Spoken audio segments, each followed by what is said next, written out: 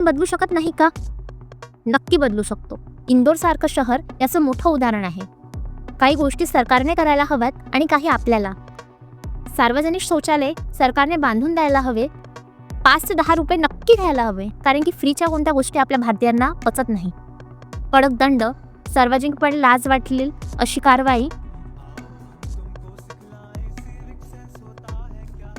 जनजागृतीसाठी पोस्टर, जाहिराती. हो, माहिती आहे पोस्टर फाडले जातात, पण तरीही प्रयत्न हवाच. ही समस्या कोणत्या एका लिंग किंवा जात किंवा धर्माची नाही. आणि सगळ्यात महत्त्वाचं, शालेय अभ्यासक्रमात सिव्हिक सेन्स अनिवार्य करा. फक्त गणित आणि विज्ञान नाही, तर चांगला नागरिक कसा बनवायचा हे शिकवणं फार महत्त्वाचं आहे.